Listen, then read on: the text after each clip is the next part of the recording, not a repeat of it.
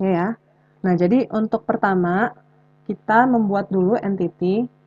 Caranya di sini ada simbol yang di bagian kiri atas. Itu kalau kalian sorot ya, ada tulisannya, biasanya ada tulisannya ya, new entity ya.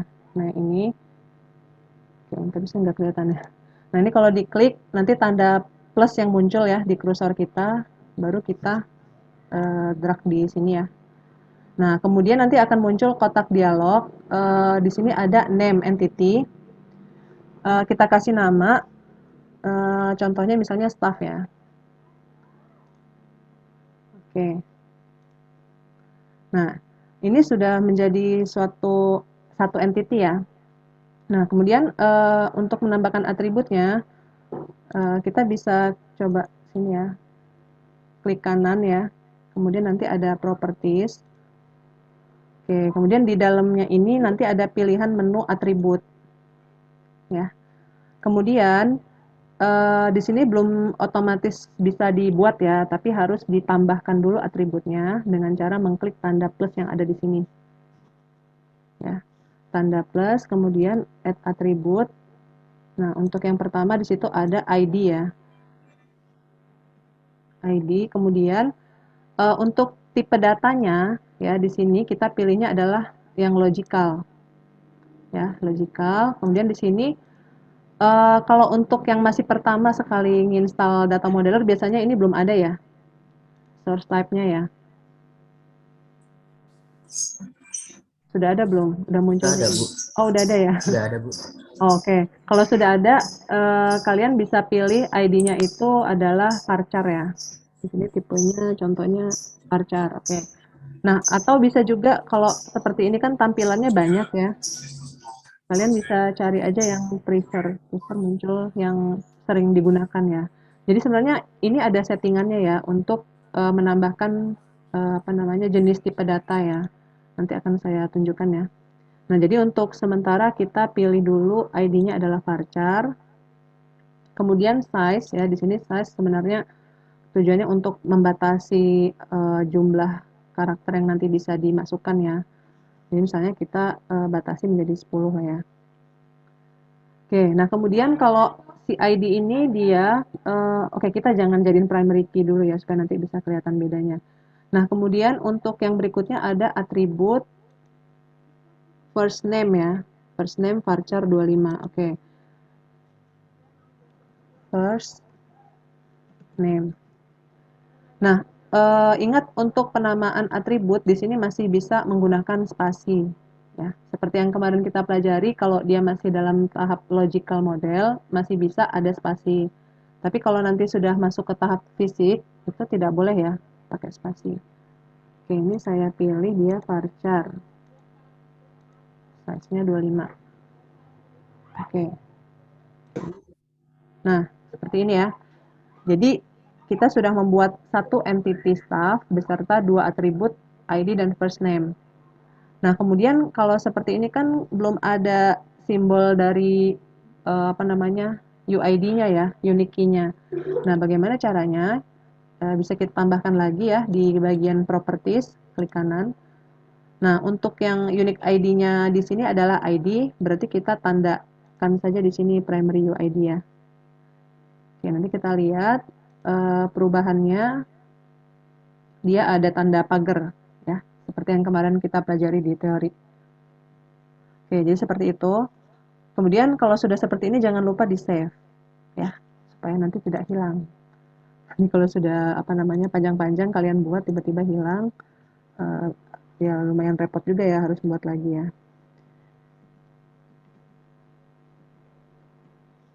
Oke, oke, oke sampai di sini ada yang mau ditanyakan dulu?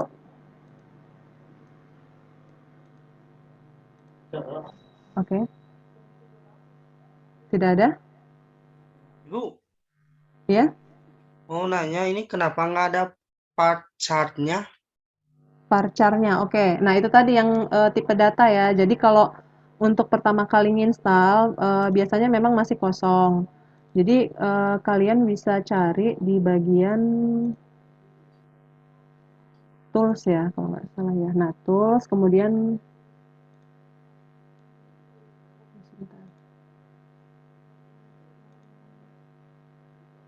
Nah, ini ya. Jadi untuk menambahkan tipe datanya tadi, kalau misalkan belum ada varchar, ini bisa ditambahkan di sini.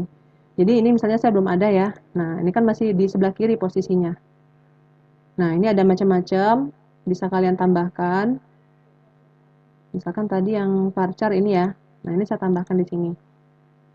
Nah, nanti akan muncul di bagian yang pilihan tipe datanya ya.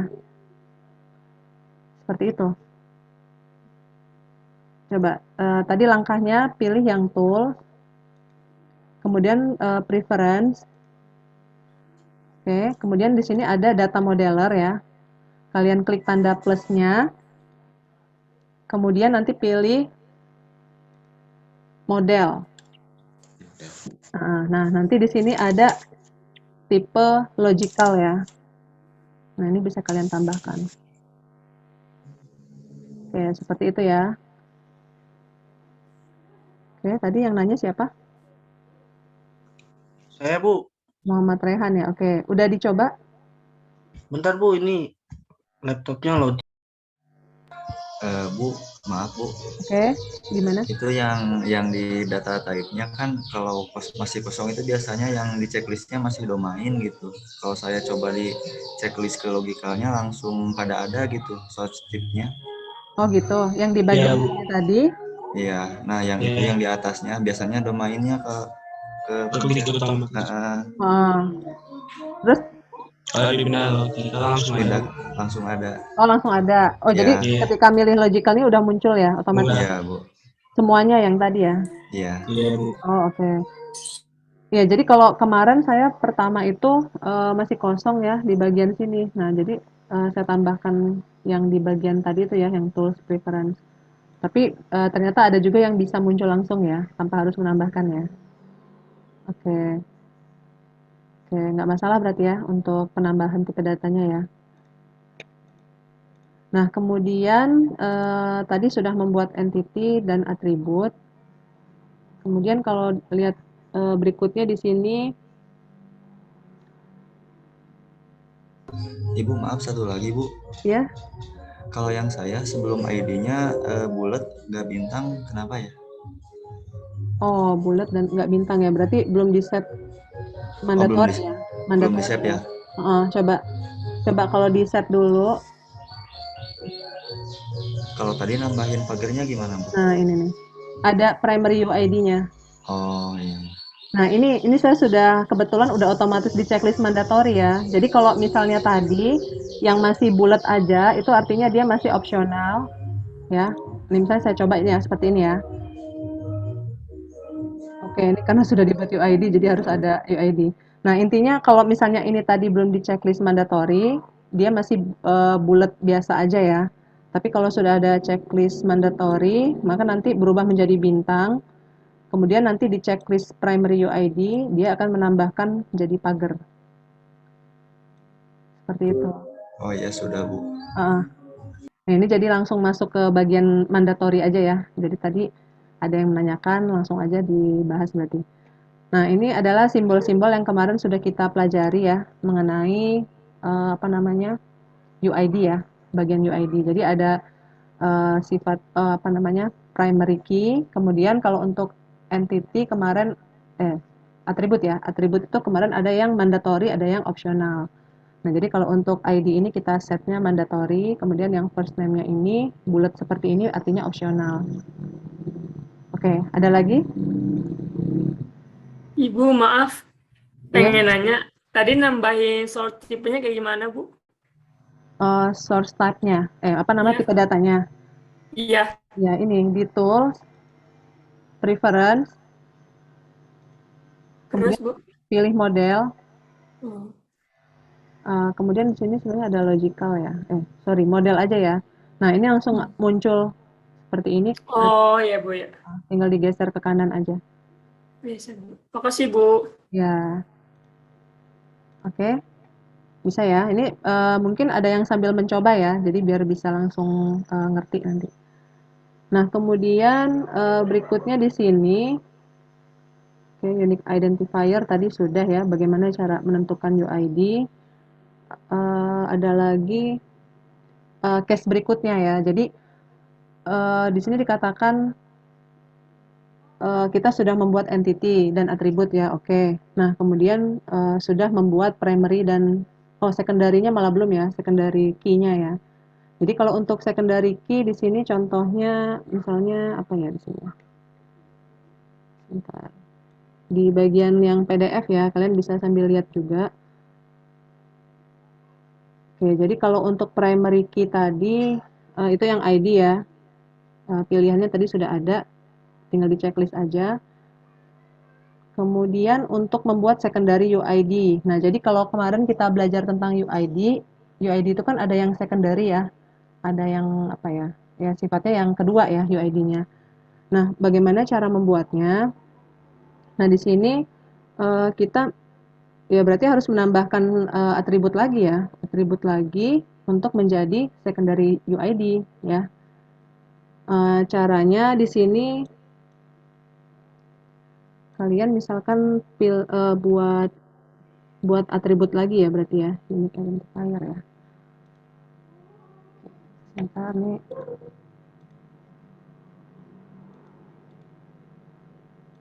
Di bagian tadi ada atribut ya. Oh, ini unique identifier-nya di sini. Nah, ini kalian bisa tambahkan ya. Di menu unique identifier di sini ada tambah untuk secondary ID-nya apa. Ya. Jadi nanti dia akan menjadi apa namanya? Unique ID yang kedua ya.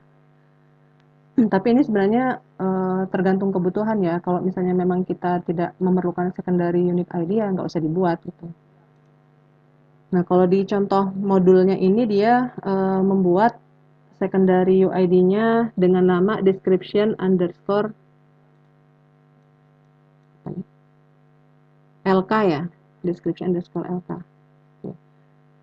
Nah, jadi kita misalnya nambahin apa namanya? Oh, tapi ini sudah beda entity ya. Ini udah entity-nya udah food ya. Nah, ini contohnya nggak satu kesatuan dengan yang pertama ya. Yang pertama kan staff ya. Tiba-tiba di sini dia ngasih contoh yang secondary ID-nya yang food ya. Oke, jadi kita harus bikin entity lagi ya, entity food ya. Oke, mungkin nanti kita coba entity yang baru ya, kita buat entity yang lain. Nah, berikutnya lagi, oke, relasi antar entity ya.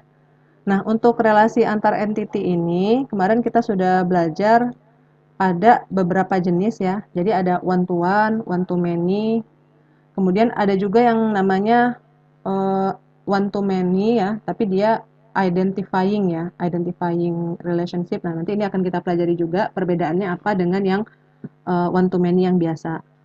Nah, kemudian yang terakhir ada many to many ya. Nah, nanti kita akan coba membuat pemodelannya. Nah, untuk contohnya di sini relasi antar entity-nya dia menggunakan customer dengan order ya. Nah, berarti kita harus bikin baru ya untuk entity customer beserta atributnya. Oke, misalkan di sini saya buat lagi ya. Jadi ini contohnya prosesnya sama seperti tadi, saya tidak perlu menjelaskan lagi ya. Langsung aja kita buat, di situ ada customer. Kemudian untuk atributnya ada ID,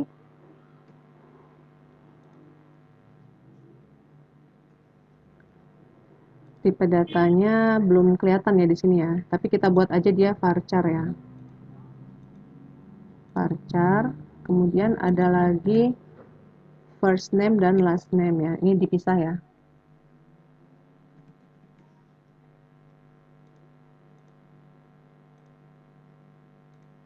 Oke, mungkin bisa sambil mencoba juga ya. Last name. Bu, tadi kalau nge-save-nya bebas namanya, Bu. Nama apa? Pas yang di-save. Oh, bebas. Oh, bebas. Project-nya itu ya. Iya. Nah, kemudian ada address, ada city, ada state, ada zip, ada phone number. Oke, lumayan banyak ya. Oke, mungkin nggak saya buat semua ya. Nanti kalian bisa melanjutkan sisanya ya. Jadi misalkan saya ambil contoh sampai di kira-kira yang diperlukan tuh sampai apa ya. Yang penting sih udah ada unique ID-nya ya untuk menunjukkan relasi ya. Oke, misalnya di sini last name tadi udah.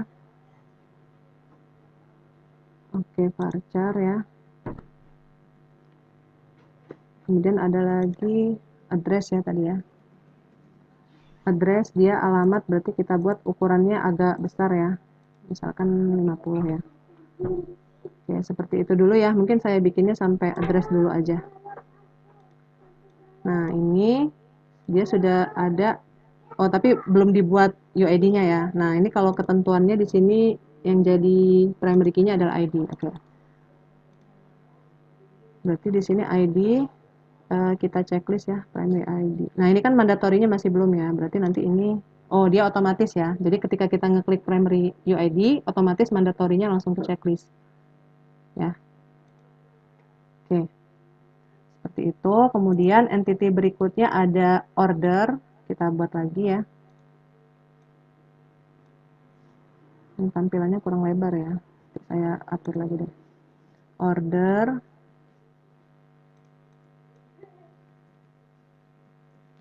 Kemudian atributnya. Di situ ada order number sebagai primary key-nya ya.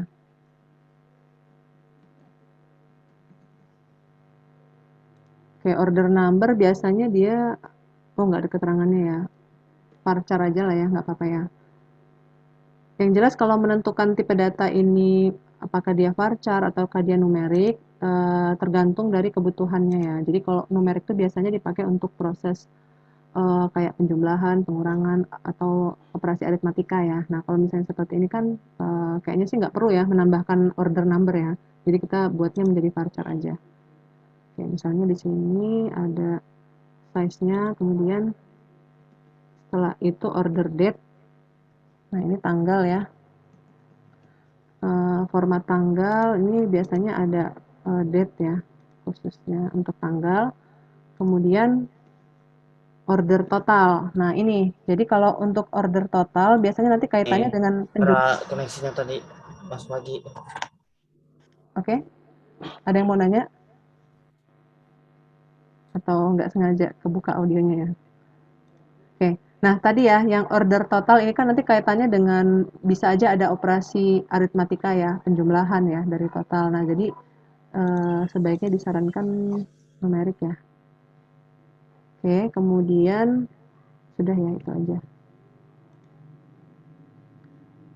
Oke, nah ini kalau misalnya kalian mau ngubah settingan atributnya atau entity-nya, ini yang tadi masih plus diubah dulu kursornya ya, jadi tanda panah ini ya, supaya nanti bisa diubah-ubah. Klik kanan, properties, yang ini tadi belum dibuat jadi primary ya. Oke. Nah, ini sudah ada dua entity yang akan kita buat relasinya ya, yaitu customer dengan order.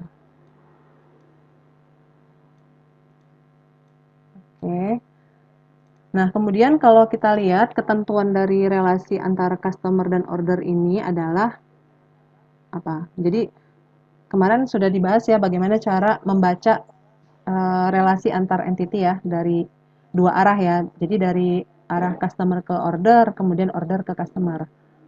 Nah, jadi kalau secara logika customer ya, dia bisa memesan satu atau banyak orderan. Gimana? Untuk relasinya. Jadi gimana tuh? Ayo, ini kok pada diam semua? Atau lagi pada mencoba atau gimana? Lagi mencoba, Bu. Lagi mencoba, Bu. Oh gitu. Oh jadi mencoba akhirnya malah nggak perhatiin yang di sini ya. Kalau untuk yang customer dengan order, jadi dia di sini dikatakan one to many ya. Satu customer dia bisa mengorder banyak pesanan. Ya, jadi nanti diwakilinya dengan order number. Nah, kalau untuk order sendiri, dia sifatnya satu ya, satu dipesan untuk satu ID customer ya. Jadi ya order number ini yang menjadi UID dari order, dia hanya bisa dipesan untuk satu customer aja. Nah, jadi pas di bagian dari order ke customernya dia sifatnya satu atau one. Sehingga kalau kita baca dari customer order ini, relasinya adalah one to many ya, one to many. Nah, bagaimana cara memodelkannya?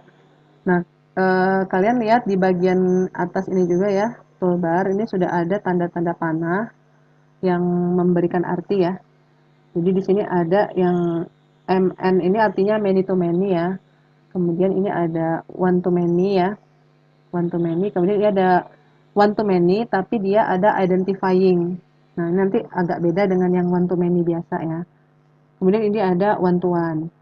Nah, sekarang kita karena tadi aturan dari customer ordernya adalah one to many, berarti kita menggunakan yang nomor 2 ini ya, one to many. Bukan yang identifying ya, tapi yang ini aja. Nah, ini kita coba klik. Nah, caranya arahkan ke source dari entity awal ke entity yang dituju. Karena kan ini one to many ya, berarti yang one itu adalah customer, yang many-nya adalah order. Maka di sini saya sorotnya yang customer dulu, menuju ke order ya. Oke, nah akan muncul kotak dialog seperti ini. Kalau kalian lihat di situ source-nya sudah customer ya. Jadi ini bisa kalian ubah kalau misalnya belum sesuai.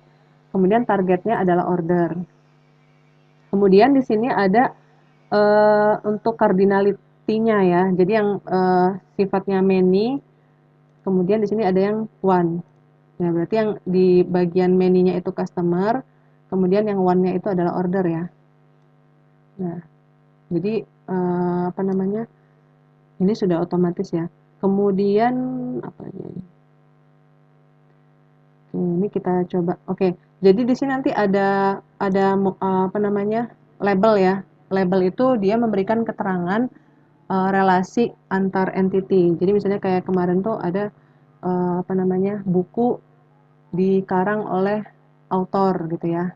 Autor mengarang buku. Nah, itu yang kalimat atau kata-kata mengarang itulah yang nanti akan menjadi label. Nah, oke, sebentar nih ada telepon ya, sebentar.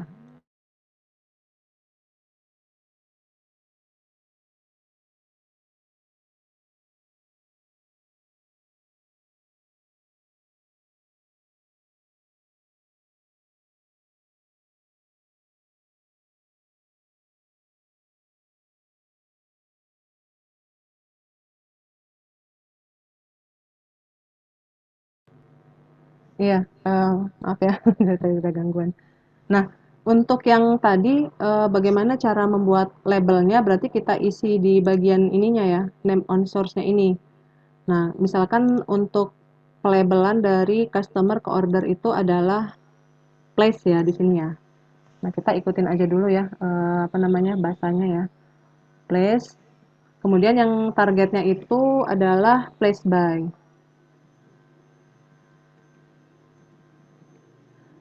Oke, ini bisa kalau pakai bahasa Indonesia mungkin akan lebih mudah dipahamin ya. Misalkan kayak customer memesan apa namanya order ya. Kemudian kalau ordernya itu dipesan gitu ya, dipesan oleh customer.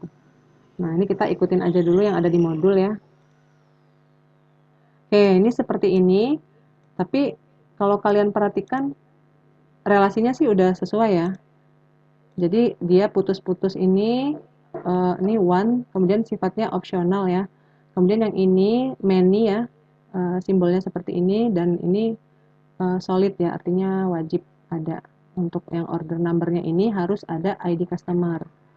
Ya, tapi kalau customer dia bisa aja nggak memesan suatu makanan ya, jadi bisa aja dia opsional di sininya. Nah, ini kalau misalnya tadi kalian sudah buat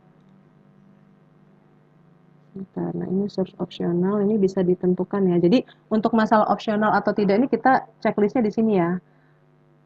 Nah ini, jadi kalau misalnya ini saya hilangkan checklistnya, kita lihat apa yang terjadi. Ternyata dia menjadi solid garisnya. Artinya dia wajib ada. Nah, berhubung tadi customer itu tidak wajib memesan ya, jadi dia sifatnya opsional, maka kita checklist menjadi source-nya itu adalah opsional. Ya, sementara untuk targetnya itu wajib, jadi tidak perlu kita checklist ya, yang target opsionalnya. Oke, seperti itu. Maka dia menjadi seperti ini. Nah, kemudian tadi kita sudah buat name ya, label maksud saya ya. Oke, jadi kalau untuk label ini sebenarnya bisa disembunyikan, bisa ditunjukkan ya caranya ya. Nah, jadi kalau untuk menunjukkan labelnya itu kita klik kanan. Oke, klik kanan apa ya sini? Show ya, show. Nah, jadi di sini ada pilihan show, klik label. Nah, akan muncul ya yang tadi kita buat untuk label dari masing-masing entity-nya ya. Oke. Kemudian ada lagi, ini sebenarnya masalah untuk tampilan supaya lebih enak dilihat ya. Jadi kalau ada label kan kita bisa paham, oh ini relasinya apa sih gitu ya. Kemudian kalau misalnya ini kan, misalnya kita geser-geser entity-nya ini jadi kurang enak ya kalau misalnya garisnya ini miring ya. Nah ini bisa kalian buat dia menjadi lebih rapi dengan cara klik yang bagian garis relasinya ini, klik kanan, kemudian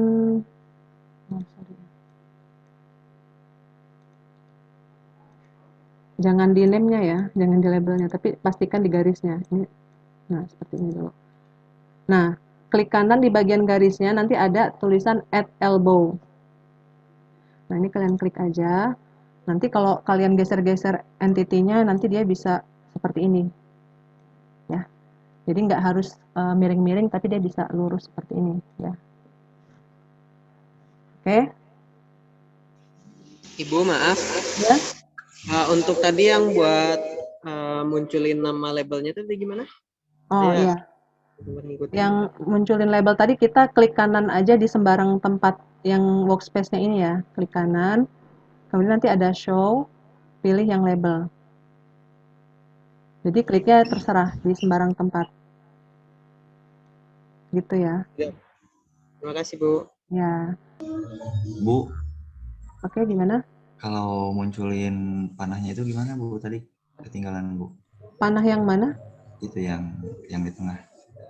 Yang itu, ya. Panah. Yang garis-garis. Yang Oh, garis-garis Bu. garis-garis. Oh. Iya. Iya, jadi tadi kan artinya ini dia opsional ya. Ada artinya ya, garis-garis putus ini. Nah, ini kita klik aja garis yang relasinya ini, kemudian nanti klik kanan, pilih properties ya. Nah, ini kita bisa pilih yang source-nya itu opsional. Kalau opsional berarti di putus-putus ya di bagian source-nya. Ini ya. Oke, tadi siapa yang nanya? Udah jelas? Oh iya udah Bu. Terima kasih Bu. Ya. Nah, jadi itu ya untuk membuat relasi antar entity beserta simbol-simbol tambahan lainnya ya.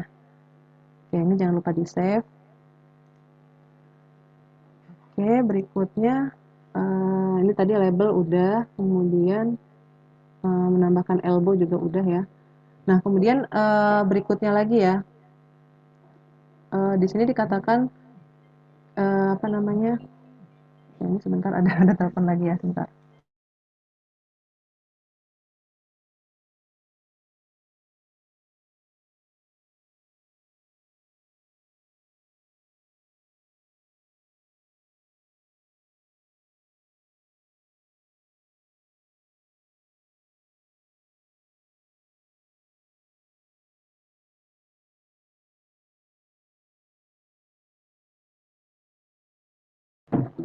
Ya, ini sambil dicoba ya. Jadi kalau misalkan ada yang punya kendala bisa langsung ditanyakan ya. Nah, berikutnya kalau tadi sudah selesai dengan ERD dan relasinya ya, bagaimana kalau misalnya di situ ada kasus ya dalam suatu desain database, kita itu perlu namanya super type atau subtype. Nah, ini sebenarnya belum kita pelajarin ya, tapi ya sebenarnya sih nggak terlalu ribet ya untuk teorinya. Intinya kalau super type dan subtype itu kaitannya dengan apa namanya entity ya, entity yang dia bisa menjadi parent dari entity lainnya.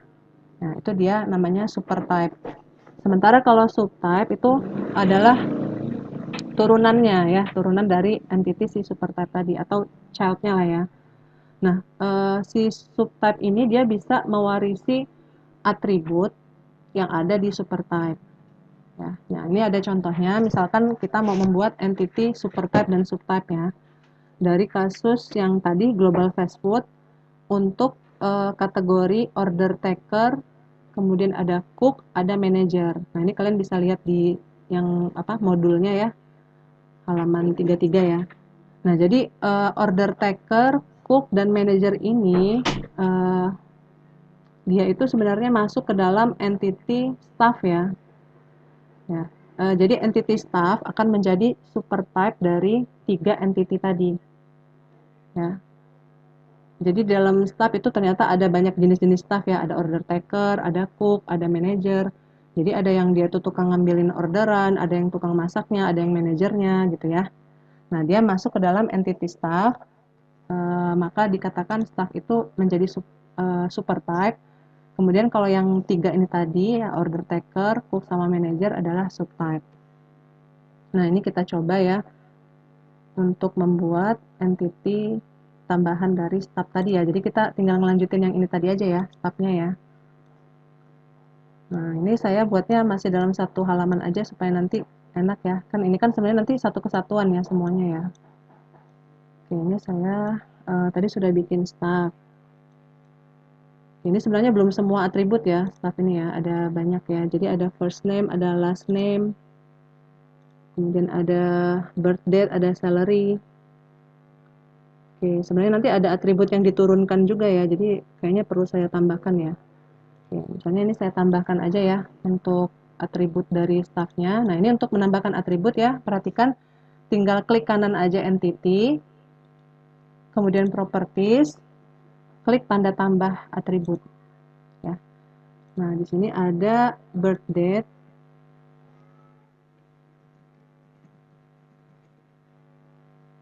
Oke, birth date ya. Kemudian ada, kalau birth date ini berarti tanggal ya. Kemudian ada salary. Nah, salary ini kira-kira apa nih tipe datanya? Numerik. Ya, numerik ya. Jadi nanti bisa aja ada kayak proses penjumlahan atau mungkin perkalian. Jadi kita perlu buat dia menjadi numerik. Nah, kemudian ada lagi training. Nah, ini nanti entity atribut ya. Atribut training ini akan diturunkan ke yang subtype-nya ya. Nah, training, kemudian ada lagi overtime rate. Ini kaitannya dengan apa nih? Lembur ya. Jadi dia ada jam lemburnya ya. Nah, rate-nya ini kaitannya dengan upah bukan sih overtime rate ini? Kalau upah berarti harus numerik ya. Kemudian ada budget dan target revenue. Oke. Budget ini juga numerik ya. Dan target revenue. Nah, kalau target ini apa ya? Ini biasanya orang sales atau marketing yang ngerti ya. Oke, ini kita buat ini aja deh, varchar ya mungkin ya. Atau ada yang tahu ini apa nih target revenue? Oke, nanti Sales. kenapa? Target salesnya ya, biasanya ya. Kalau revenue itu kaitannya dengan apa? Angka atau bisa varchar? Kayaknya angka. Oh, angka ya. Nah, ya udah berarti kita buat aja dia angka ya, yang target revenue-nya ya. Jadi numerik, Bu. Numerik. Nah, ini sebenarnya nggak masalah sih, nanti bisa diubah-ubah ya sebelum dia diimplementasikan dalam program. Nah, kalau masih pemodelan seperti ini sih kita masih dinamis lah ya untuk berubah-berubah ya. Nah, kemudian ada subtype-nya tadi cook ya, yang masak, kemudian sama order taker dan manager. Berarti ini kita buat dulu entity-nya.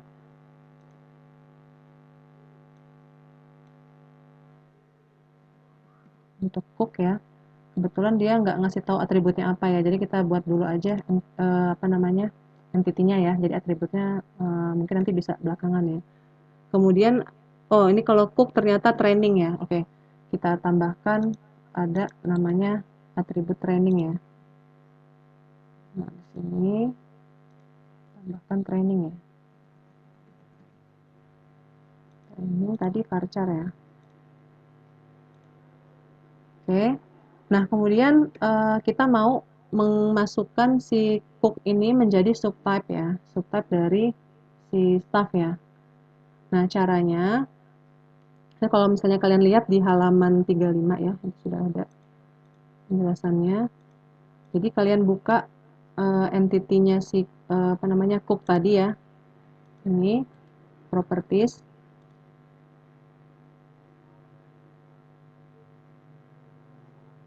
Oke, nah ini nanti sebentar.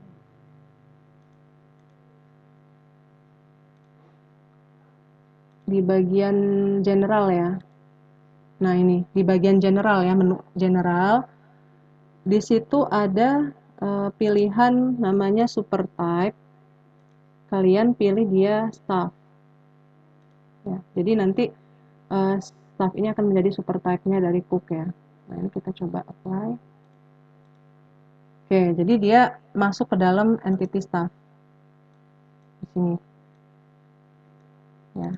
Nah, ini sebenarnya bisa diatur posisinya ya, jadi supaya lebih enak. Seperti ini ya. Oke, jadi ini adalah cara membuat subtype dan supertype ya dari suatu entitas. Oke, nah ini tadi ada 3 ya yang menjadi subtype dari staff ya. Jadi ada cook, order taker, dan manager. Ini bisa ditambahkan ya, sama seperti tadi langkah-langkahnya. Nah, bagaimana kalau untuk yang supertype-nya sendiri ya? Jadi supertype-nya itu adalah staff-nya ini ya. Ini kalau kita cek di bagian properties-nya, staff di sini ya, supertype-nya berarti kita oh ya, dia udah otomatis ya. Jadi udah nggak ada pilihan staff ya. Jadi udah otomatis menjadi supertype. Oke, jadi itu.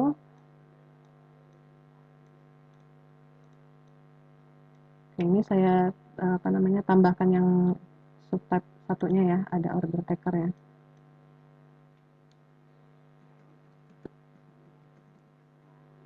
Oke, nah kemudian langsung aja ya, di sini kan sudah general ya.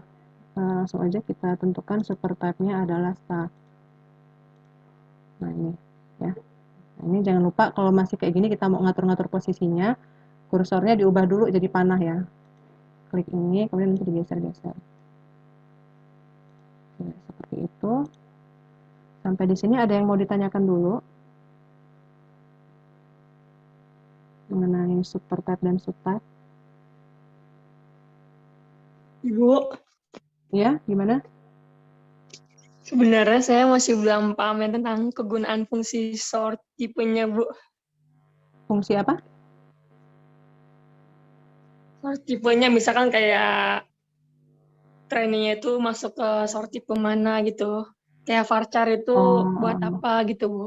oh iya.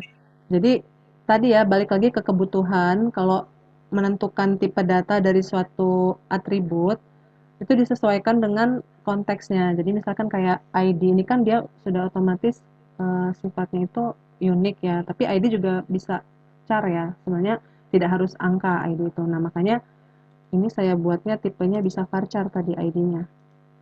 Nah, yang ini ya. Kemudian kalau first name jelas dia varchar ya, karena kan kata-kata ya. Nah, kalau birth date ini ya jelas dia tanggal. Kebetulan untuk tipe data date itu memang ada khusus ya, jadi kita pilih dia menjadi date.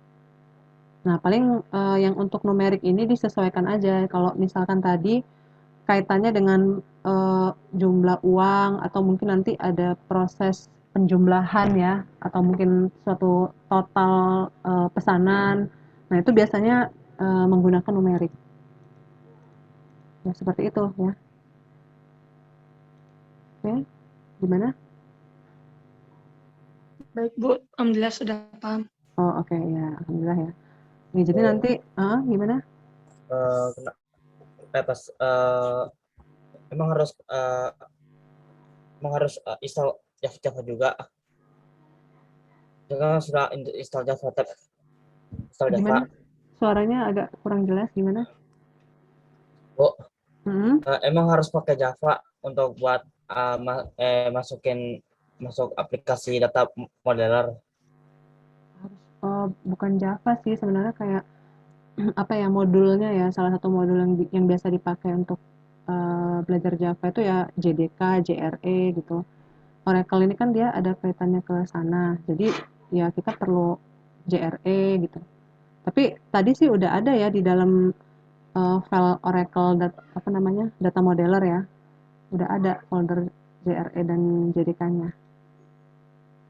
Jadi sebenarnya sih ini nggak ada hubungannya ke Java ya, hanya saja kita memerlukan library tambahan JRE dari Java gitu. Kenapa? Memangnya masih belum bisa diinstal atau gimana? Siapa tadi yang nanya? Udah install, cuman nggak bisa masuk. Rob, Nggak bisa masuk. nggak bisa masuk. Oh, mungkin bisa di screen sharing atau gimana? Nggak bisa masuknya kenapa gitu? Mau coba screen sharing? Halo? Sabar Bu, persiapan dulu. Oke. Iya. Bu, Ya, gimana? eh, saya tuh belum ngerti yang tadi Bu, ketinggalan dikit yang tentang relasi itu Bu, yang ada biar nyambung gitu tuh antara customer sama order itu. Cara Ya, membuatnya? ya sekali lagi Bu kalau bisa nggak apa-apa kan? Oh gitu. Ya, Ya sebenarnya direkam ya, tapi ya ya. apa namanya? Oke lah. Oh Ya ya, mungkin kalau misalkan nanti masih agak-agak bingung, nanti bisa sambil dilihat lagi ya oh ya, rekaman videonya. baik Bu. Tapi yang jelas sih kalau untuk membuat relasi, ini jadi belok gini ya. Sebentar. Untuk membuat relasi ya, oke. Ini tadi saya malah lupa. Nah ini nih, simbol ini ya yang kita lihat di sebelah Oh kiri. ya, Nah jadi nanti kita coba yang many to many ya. Yang jelas sih pakai simbol yang ini. Ya, nanti akan kita coba di kasus many to many. Gimana tadi siapa? Salman ya? ya. Heeh. Oke, ini saya lanjut dulu aja ya ke materi yang berikutnya ya. Insya Allah nanti masih ada pengulangan lagi tentang membuat relasi ya. Baik Bu, makasih Bu. Oke. Nah, kemudian yang berikutnya di sini ada namanya jenis relasi ya. Relasi itu ada beberapa jenis. Ini kalau nanti di teorinya itu ada namanya sifatnya bar relationship, kemudian ada arch relationship. Nah, untuk yang contoh di sini kita membuat suatu relasi namanya arch ya, arch relationship. Jadi kalau oke ini saya share dulu di slide ya mungkin biar nggak bingung.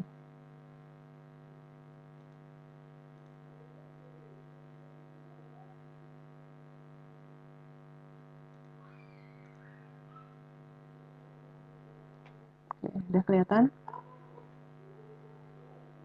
Ini sebenarnya nanti pengertian dari arch relationship-nya ada di teori ya. Nah, tapi kalau di studi kasusnya di sini dikatakan manajemen dari global fast food juga menginformasikan bahwa ada satu kondisi di mana suatu item makanan ya itu hanya bisa dipesan atau di list lah ya, didaftar untuk satu menu pada waktu yang sama ya, pada waktu yang sama. Nah, untuk kondisi ini adalah menu promosional dengan menu reguler itu tidak bisa di list berbarengan. Jadi harus pilih salah satu. Nah, jadi untuk memodelkan kondisi seperti ini, kita menggunakan yang namanya arch relationship, ya. Nah, untuk pemodelannya sendiri nanti bisa dicoba di data modeler ya, tapi pengertiannya seperti tadi ya. Jadi arch itu dia apa ya? Hanya bisa pilih salah satu ya. Jadi misalnya kan kayak tadi kan ada food item, promotional menu dengan regular menu. Nah, ini kita tidak bisa memesan dua-duanya dalam satu waktu. Jadi harus pilih salah satu. Mau pilih yang promosi atau yang reguler. Itu ya. Nah, nanti untuk simbol dari arch-nya itu adalah seperti ini. Kayak busur ya. Arch itu sebenarnya apa? Busur ya? Busur panah bukan? Nah, jadi itu ya kalau untuk cara ngingetnya si arch ini simbolnya seperti busur panah ini. Nah, ini nanti kita bisa buat pemodelannya ya. Tapi sebelumnya kita harus bikin entity baru lagi ya, beserta relasinya. Nah, ini makanya tadi yang ditanyakan untuk relasi ini bisa kita coba lagi ya di sini. Oke, ini saya ganti dulu ke SQL Data Modeler ya. Oke.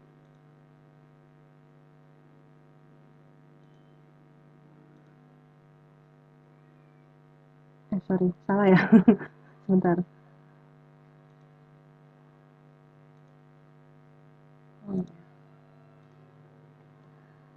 Oke. Nah, ini kita buat entity baru ya. Jadi tadi sesuai dengan di petunjuknya, kita buat food item dulu untuk entity utamanya ya, yang nanti akan apa namanya memiliki relasi dengan si menu promosional tadi. Food item, sorry. Ini banyak gangguannya. Oke, kemudian ada atributnya di situ food item number, ya, food item number. Nah, ini number mungkin numerik ya. Kemudian ada lagi description dan price. Description ini varchar. Ya, varchar ini terserah mau berapa ukurannya ya. Kemudian yang terakhir itu tadi price ya, harga. Nah, kalau price ini baru numerik. Oke, ini jangan lupa tentukan apa namanya unique primary key-nya ya. Nah, ini di bagian food item number. Oke. Kemudian berikutnya di situ ada entity promotional menu. Kita buat lagi ya.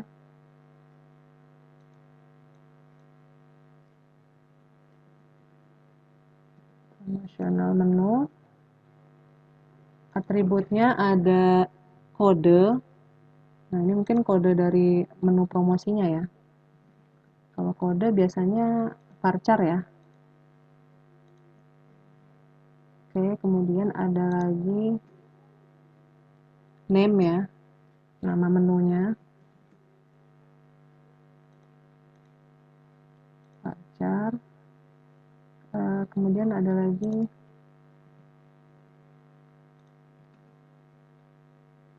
start date, kemudian end date. Ini kaitannya dengan masa promo ya. Jadi ada mulai tanggal berapa sampai tanggal berapa. Start date-nya. Nah, ini kita pakai yang date ya. End date-nya berarti sama ya. Terakhir ada giveaway. Ini ada hadiah ya, giveaway ya. Nah, ini giveaway ini biasanya apa ya? Varchar ya. Oke, ini jangan lupa tentukan primary UID-nya di bagian kode ya. Oke, nah ini sudah bisa kita lihat ada entity food item. Kemudian nanti di posisi bawahnya nanti ada promotional menu dan satu lagi ada regular menu ya. Jadi kita buat satu entity lagi, namanya adalah regular menu.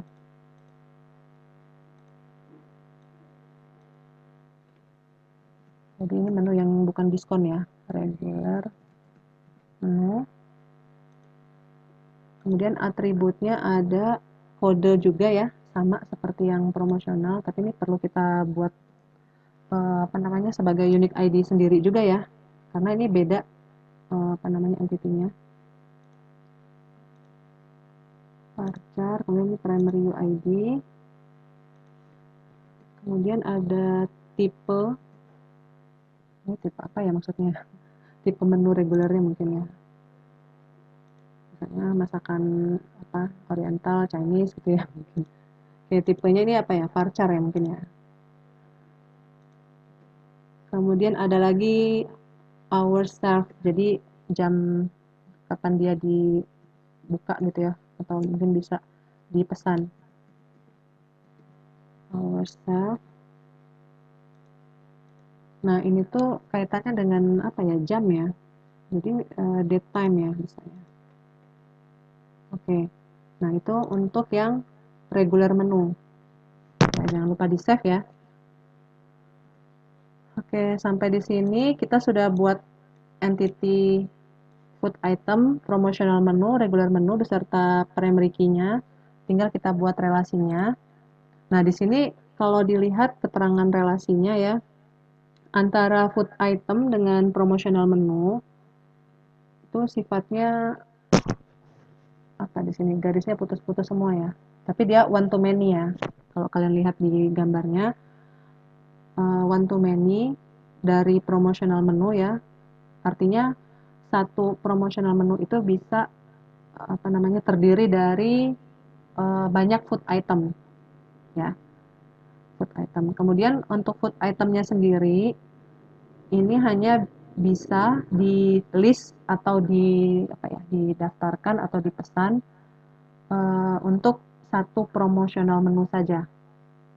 Nah, jadi nanti hubungannya itu one to many dari promotional menu ke food item.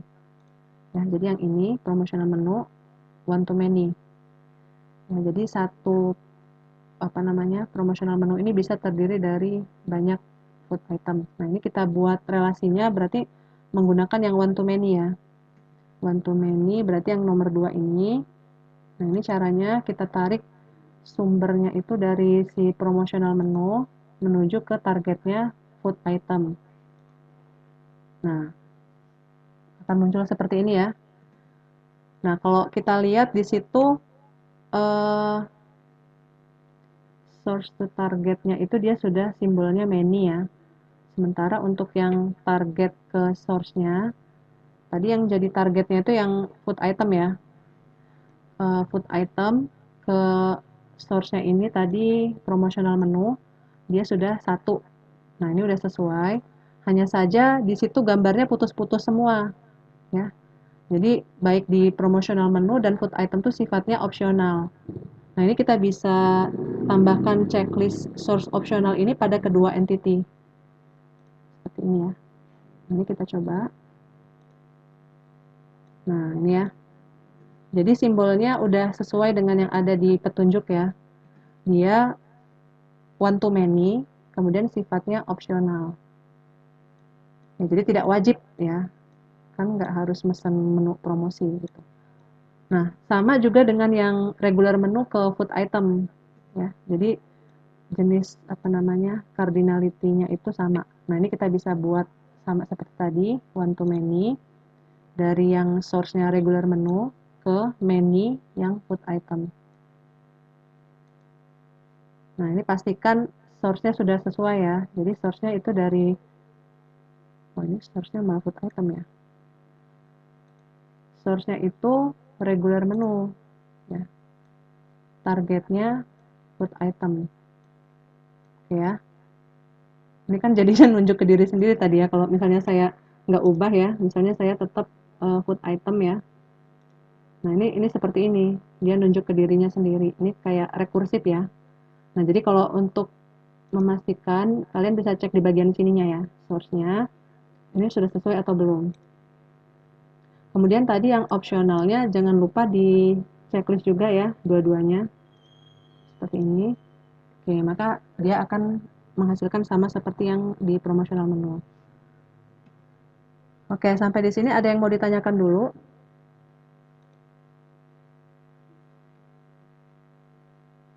Bisa dipahami? Sudah cukup jelas, Bu. Iya. Nah, berikutnya kita belum buat label ya. Nah, jadi untuk label antara promotional menu dengan food item ini kita bisa lihat di sini ya. Jadi ada contain sama list on. Nah, jadi untuk buat label tadi kita klik aja garisnya. Oke, properties lagi. Pilih yang name on source ya. Nah, jadi di bagian source-nya itu keterangannya adalah contain ya. Jadi si promotional menu itu terdiri dari food item ya. Nah, sementara food item ini dia ada di daftar list on ya dari promotional menu. Jadi seperti itu ya. Contains, oke. Nah, ini ya.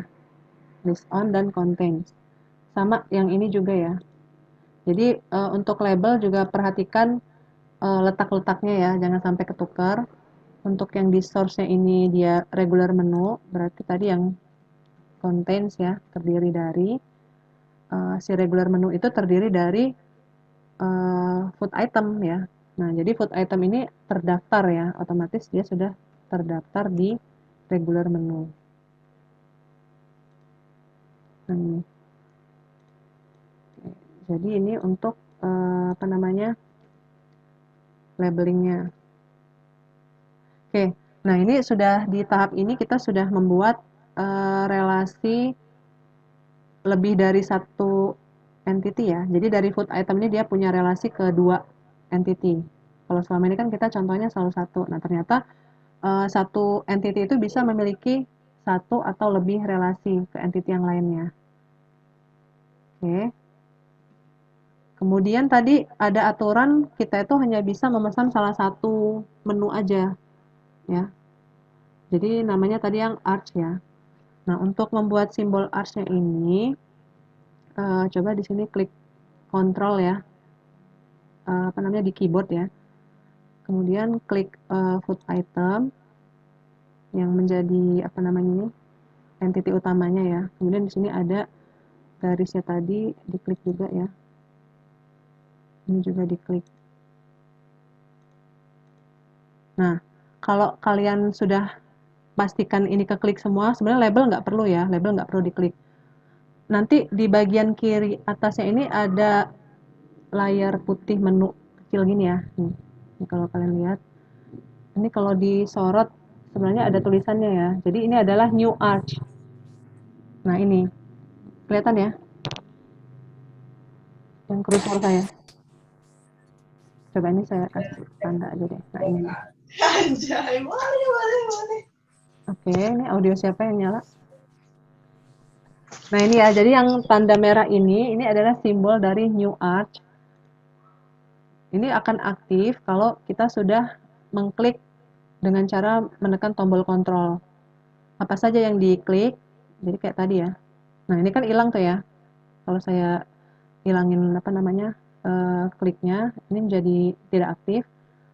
Nah ini saya ulangin lagi ya. Jadi untuk mengaktifkan menu si arch ini, klik kontrol, pencet ya bukan klik ya, pencet kontrol di keyboard, kemudian nanti baru klik entity utama yang mau dibuat arch relationship-nya beserta relasinya.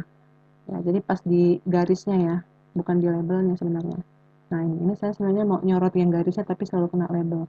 Atau mungkin nanti agak dipanjangin aja garisnya ya, biar enak. Nah seperti itu. Nah ini belum aktif ya, karena sebenarnya yang diklik bukan garisnya tapi labelnya. Kurang pas ya. Ini kayaknya perlu dilurusin dulu, dipanjangin ya. Tadi udah bisa ya.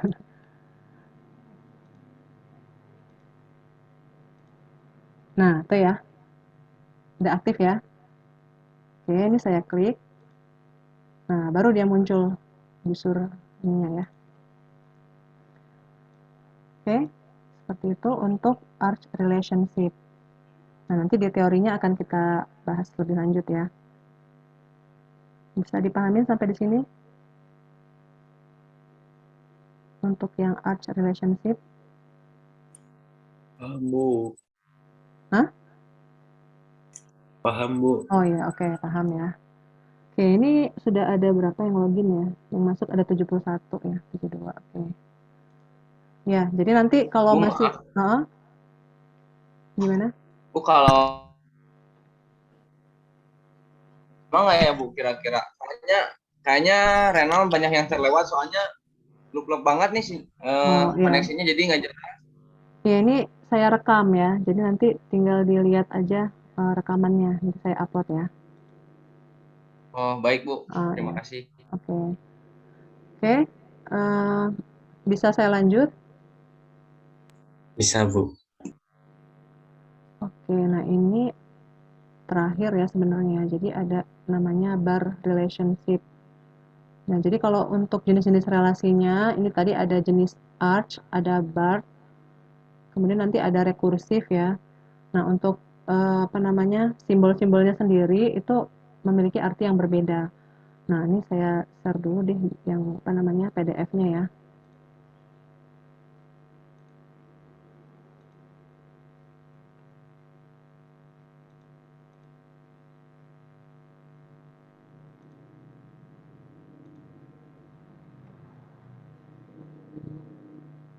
Oke, ini tadi kita sudah yang di arch ya. Nah, pengertiannya kalian sudah bisa kebayang lah ya, meskipun secara definisi sih belum dijelaskan, tapi dari contoh sudah kebayang ya.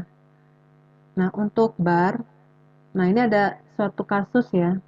Jadi di sini dikatakan conversation atau percakapan dengan global fast food company menentukan bahwa sebuah order dapat memiliki banyak food item ya. Kemudian on it resulting in a many to many relationship. Oh, ini jadi hubungan many to many ya. Many to many. Nah, untuk mengatasi situasi ini ada namanya intersection entity. Nah, jadi kemarin sudah sempat dibahas tentang many to many relationship. Kalau kondisinya seperti itu, berarti kita perlu entity tambahan. Nah, makanya di sini disebut intersection entity. Jadi dia tuh entity yang ada di kayak apa ya? Intersection tuh percabangan ya atau persimpangan gitu ya, di antara lah ya. Nah, jadi di sini dikatakan ada entity namanya order line yang dibuat di antara order dan food item. Nah, kemudian primary key dari entity ini terdiri dari primary key entity-nya order dan food item. Nah, jadi primary key dari entity order line yang baru dibuat ini tadi, dia terdiri dari 2 primary key dari order dengan food item. Nah, inilah yang dinamakan bar relationship. Ya. Jadi itu dia suatu entity yang terbentuk dari relasi many to many ya, dari kedua entity. Nah, kemudian bagaimana cara membuat bar relationship? Ini yang tadi ada simbol one to many, kemudian ada keterangan identifying ya. Nah, inilah yang dikatakan bar relationship ya. Nah, jadi untuk membuatnya di sini kita tinggal pilih aja simbol yang di samping dari one to many, tapi dia ada tulisan identifying. Nah, untuk simbolnya sendiri, bar itu dia disimbolkan dengan tanda garis lurus seperti ini. Ya. Jadi keduanya ini dia punya relationship yang apa ya, ibaratnya tuh kayak ketergantungan yang kuat lah ya dari suatu entity ke entity yang lain. Jadi misalnya kayak tadi kan order line ini kan intersection entity ya. Nah, dia apa namanya? Untuk unique key-nya itu gabungan dari food item number dengan order number. Ya. Nah, kemudian dari sini tuh akan terbentuk atribut baru namanya quantity atau jumlah pesanan. Ya, ini adalah atribut dari order line-nya. Oke, nah ini kalau misalnya untuk keterangan apa namanya identifying-nya di sini bisa di checklist ya ketika nanti sudah dibuat relationship-nya. Di sini ada checklist identifying, maka nanti akan muncul simbol bar ini. Oke, bisa dipahami untuk bar relationship? Atau mungkin dari logikanya aja kenapa di sini kok many to many antara food item dengan order? Ada yang bisa menjelaskan?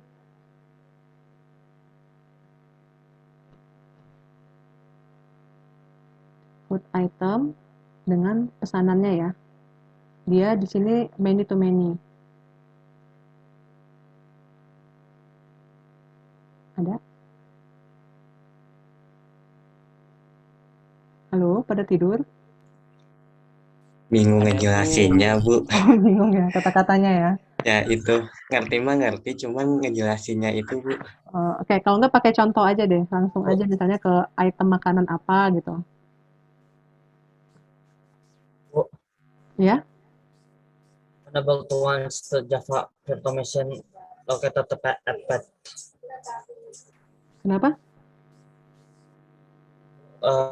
SQL-nya Bu, unable to launch the Java Virtual Machine. Oh, ini masih bermasalah di itu tadi ya? Data modelernya belum kebuka ya? Bu, Eh, belum buka. ini siapa ya? Yang nanya nggak kelihatan namanya. Siapa tadi, mau dicoba screen sharing atau gimana? Boleh? Oke, boleh ya. Ini saya stop dulu berarti ya? Atau mau diberesin dulu? Soalnya ini direkam ya. Lanjut aja, beresin. Oh, lanjut dulu aja ya, nanti baru Beresin aja. kalau Lanjut misalnya. dulu. Iya. Oke, jadi tadi untuk yang bar relationship ini bisa kita coba, tapi ini bikin entity lagi ya. Sebentar, ini saya balik ke modelernya ya.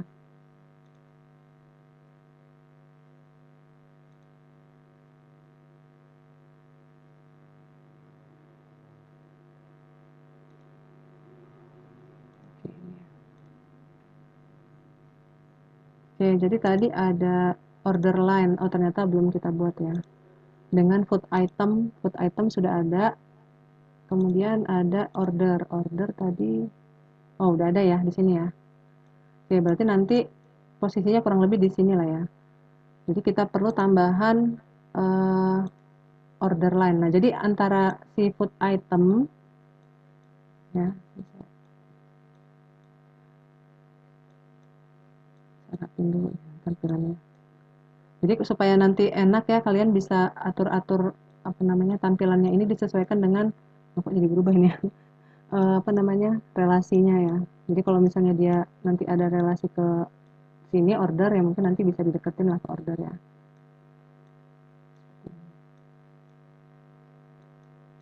Ini ngatur-ngatur kayak gini tuh harus telaten ya. Untuk timpah. Nah, untuk yang order tadi dia dengan food item ini kan many to many, sehingga kita perlu tambahan namanya order line ya untuk entity-nya ya.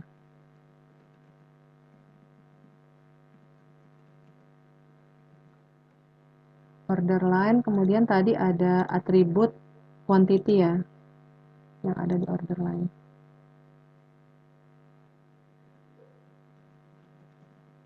Quantity ini jumlah ya, berarti numerik ya.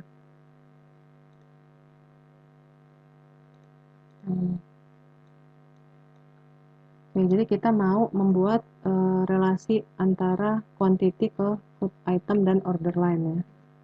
Nah, ini dibuat dulu relasinya. Jadi kalau yang tadi antara food item dengan si order line ini one to many ya, kita buat dulu. Ini kan karena kaitannya dengan many to many tadi ya. Kalau misalnya tidak ada penghubung order line, maka nanti si order dengan food item ini jadi many to many.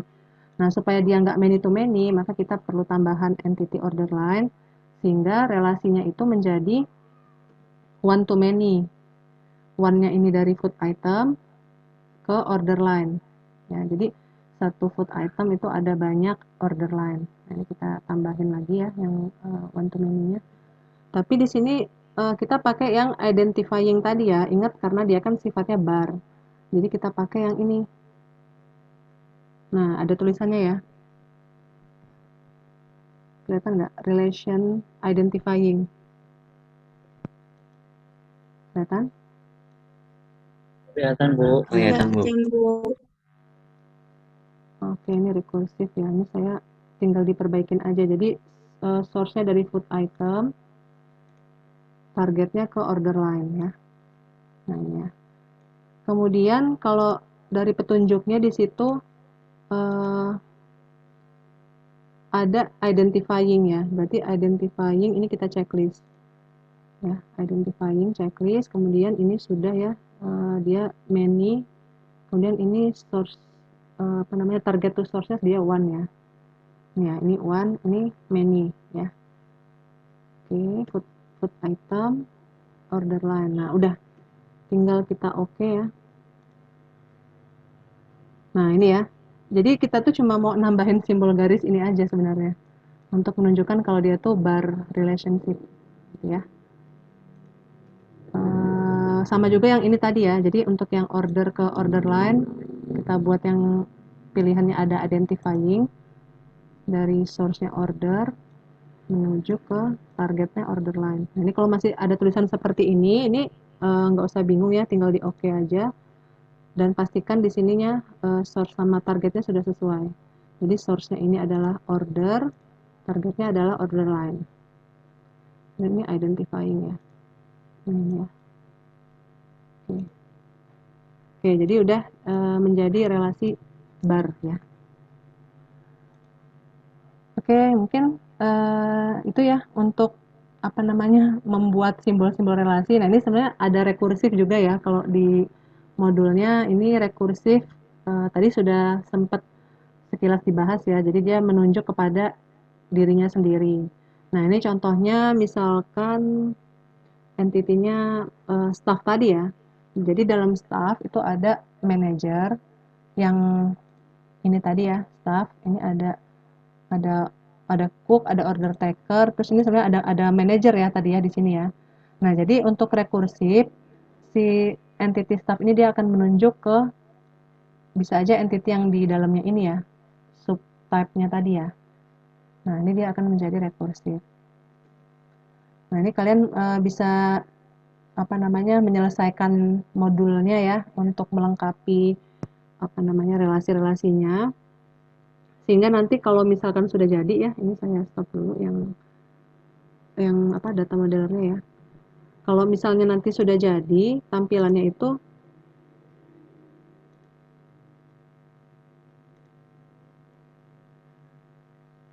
seperti ini ya. Nah, ini yang tadi ya. Jadi yang order line tadi kita sudah buat, kemudian yang customer ke order tadi udah ya. Nah, yang staff juga tadi tambahin entity manager ya. Ini tinggal dilengkapin, baru nanti dia rekursif. Nah, ini simbolnya seperti ini, rekursif, menunjuk ke dirinya sendiri. Nah, nanti silakan kalian coba sendiri, kemudian dilengkapi ya, tinggal menambahkan atribut-atributnya beserta relasi rekursif yang terakhir ya. Kalau yang lainnya kan ini udah dipelajarin ya, tadi ini ada arch, ya yang ini, kemudian ada bar ya di sini, kemudian bar juga ada yang di sini ya, yang bagian shift assignment ya, staff, kemudian ada shift. Ini. Oke, bisa untuk melengkapinya ini bisa menjadi tugas individu. Jadi nanti kalian submit di GCR-nya ya. Saya kasih waktu seminggu ya untuk menyelesaikannya. Oke. Cukup ada pertanyaan? Kalau tidak ada saya stop apa namanya recordnya dulu ya. Sebelah mana ya? Stop recordingnya.